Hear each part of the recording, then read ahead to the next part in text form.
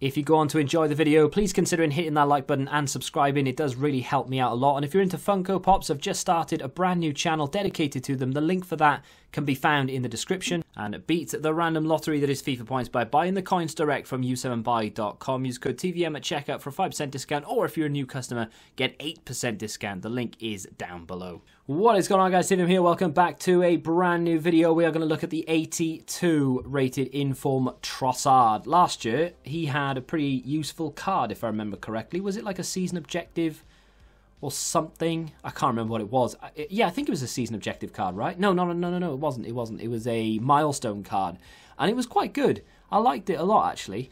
This year, this is his first special item, 82 rated, as a cam as well. I say that.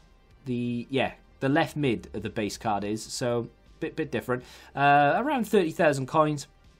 It's, I think, a little bit on the, not more expensive, but for an 82 rated inform, I've not looked at the price of them, so I don't know what they are just as standard, because obviously there are some objectives that, not objectives, SBCs that require informs, so they are going to have a little bit of a premium.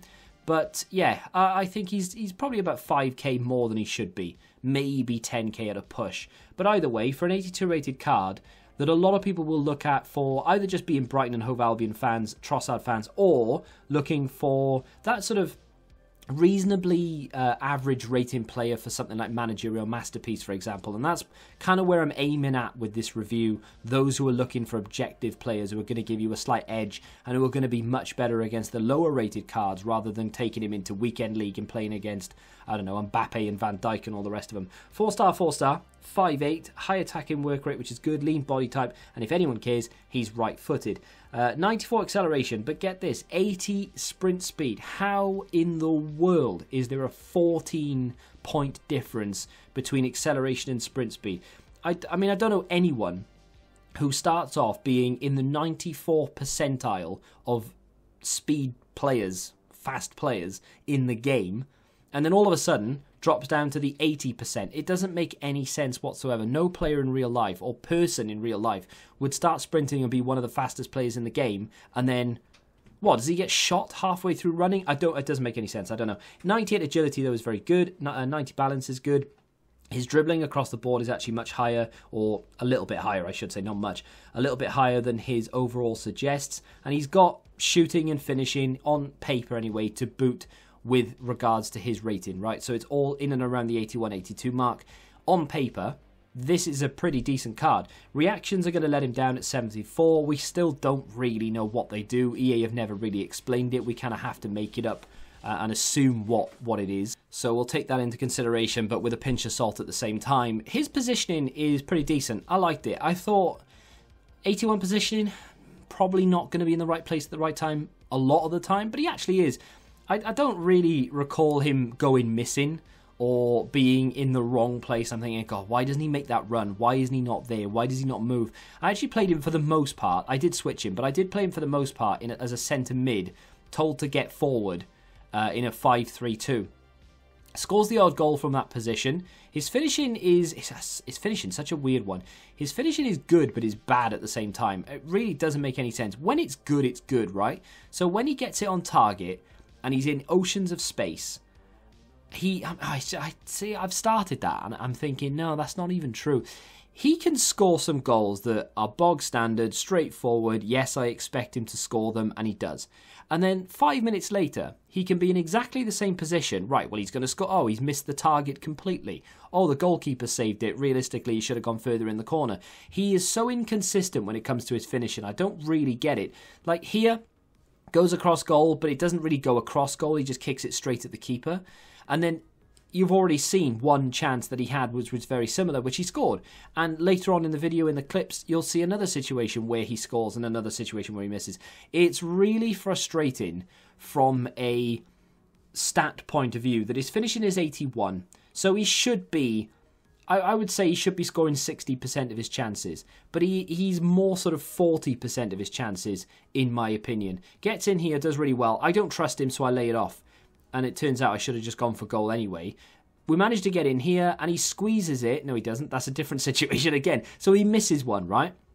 he kicks it straight at the keeper rather than squeezing it between the goalkeeper and the post. However, later on, in a minute or two, or in a few seconds, he will score the exact same goal. Bamford gets in here, bit of flair. Why not? We're 5-0 up. That's humiliating. I don't know why I did it, to be honest. And further forward here, you're gonna see a bit of evidence of the positioning. So middle of your picture, Trossard's running. We're right in the 90th minute. He still busts a gut to get in, and he scores a decent goal with his weak foot. So yeah, I don't know. Finishing, honestly, you're going to have to take it with a pinch of salt, because he scores some things you expect him to score, and then he misses other things you expect him to score, and then he scores things you really, like that there, squeezes it between the goalkeeper and the post, whereas a second ago he missed that. It just doesn't make any sense to me. So inconsistent. But very good on the ball, very, very fast. His passing could be higher, it could be, but it's not terrible. You know, it can be used. If you play him as a cam, maybe you play, I don't know, 4-2-3-1 or something, and you want to play him as a cam, you're probably going to want to boost up that passing for sure. But for the most part, it's kind of half useful. You've got a decent little building block. I have written it down as passing could be higher in the cons. Finishing, I had to just put it in there as finishing. What else can you say? Inconsistent, maybe. And the sprint speed gap doesn't really affect him, because by the time you actually start running, he's so fast because of that agility, the height, and his acceleration in general. You're actually at your destination when you think, oh, when's he going to start slowing down? It doesn't matter, because he's already there, because he's that fast. So even though I've put it in the cons, because there is a gap of a 14-point gap there, honestly, I really don't know what EA are thinking. But either way, I've put it in there because it's on paper not a good thing to read. But in practice, it's not actually that big a deal. So overall, I think if you use him as an objective player in Managerial Masterpiece or any of the other objectives that require a certain rating or player set or anything like that, he's going to be good, and he's going to be quite useful. I didn't necessarily enjoy him that much because he frustrated me with his consistency in front of goal. I do need to manage my expectation because, of course, he is an 82 rated card. But for someone with 4-star, who could go into a Managerial Masterpiece team and probably be one of the better players you're using, and I think, given the fact that he's going to be playing against a lot of like Nathan Ake's, Tomori and that type of player, you know, they're good, but against someone like Trossard, who is very capable, he is going to be able to turn them inside out. I think he'd actually be very good in that mode, and definitely a card that you should consider.